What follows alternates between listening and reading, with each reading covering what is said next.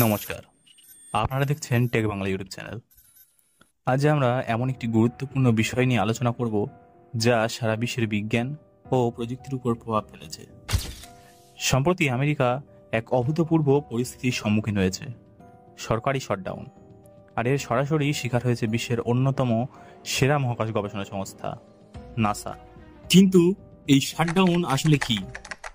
মার্কিন যুক্তরাষ্ট্রের 1 অক্টোবর থেকে অর্থ বছরে শুরু হয়।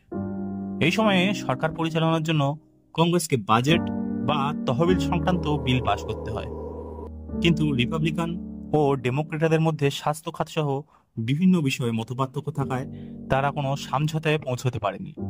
ফলস্বরূপ 2025 সালের 1 অক্টোবর থেকে মার্কিন সরকার অচল অবস্থায় প্রবেশ করেছে, যা শাটডাউন নামে পরিচিত।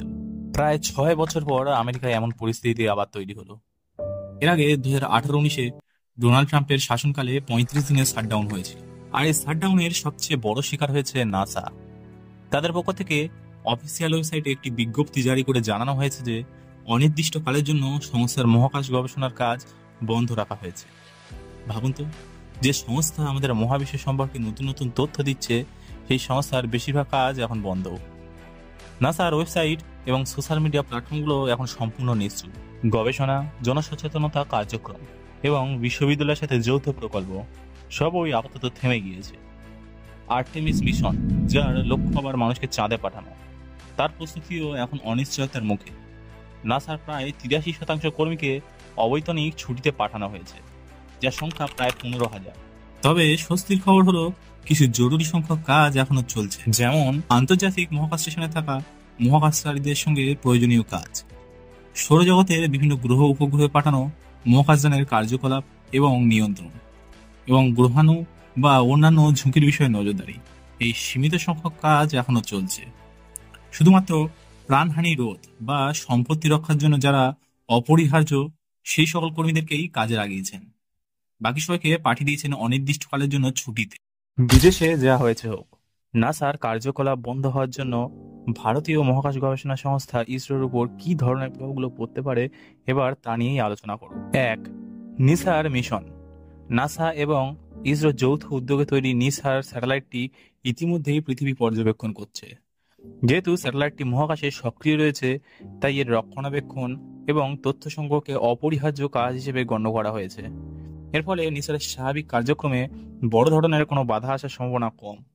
তবে শাটডাউনের কারণে তথ্য বিশ্লেষণ, গবেষণা এবং নতুন তথ্য প্রকাশে বিলম্ব হতে পারে। 2. ডেটা শেয়ারিং এবং যৌথ গবেষণা। নাসার বিজ্ঞানীরা ছুটিতে থাকায় দুই সংস্থার মধ্যে নিয়মিত যোগাযোগ এবং ডেটার আদান প্রদান ব্যাহত হতে পারে। এর ফলে বিভিন্ন যৌথ গবেষণা প্রকল্পের গতি কমে যাওয়ার আশঙ্কা রয়েছে।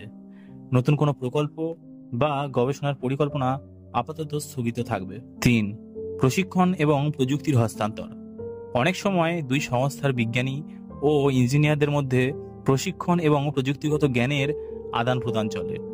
শাটডাউনের কারণে এই ধরনের কর্মসূচিগুলিও পিছিয়ে যেতে পারে। এর ফলে ইসরোর বিজ্ঞানীদের নাসার প্রযুক্তি সম্বন্ধে জানার সুযোগ সীমিত হতে পারে। ইসরো ছাড়াও যে যে ক্ষেত্রে শাটডাউনের প্রভাবগুলি পড়েছে, এবার সেগুলো দেখে নিই। শুধু নাসা নয়, শাটডাউনের প্রভাব পড়েছে ফেডারেল সরকারের আরো অনেক বিভাগে। প্রায় 7,50,000-এরও বেশি সরকারি কর্মীকে অবৈতনিক ছুটিতে পাঠানো হয়েছে। বিমানবন্দর, গবেষণা প্রতিষ্ঠান, বিনিয়োগ ক্ষেত্র, এমনকি স্বাস্থ্যসেবাতেও প্রভাব পড়েছে। তবে ডাক বিভাগ বা কিছু জরুরি সেবা, যেমন FBI, CIA, সীমান্ত সুরক্ষা বাহিনী ইত্যাদি এখনো চালু রেখেছে আমেরিকা। কবে এই শাটডাউন শেষ হবে তা এখনো অনিশ্চিত। এই রাজনৈতিক অচল অবস্থা যত দ্রুত সমাধান হবে, ততই মঙ্গল। আশা করি খুব তাড়াতাড়ি নাসা আবার তার পূর্ণ উদ্যমে কাজ শুরু করতে পারবে এবং মানব জাতির জন্য নতুন নতুন আবিষ্কার নিয়ে আসবে। এই বিষয়ে আপনার কি মতামত, কমেন্ট করে জানান। ভিডিওটি ভালো লাগলে লাইক ও শেয়ার করুন এবং চ্যানেলটিকে সাবস্ক্রাইব করে আমাদের পাশে থাকুন।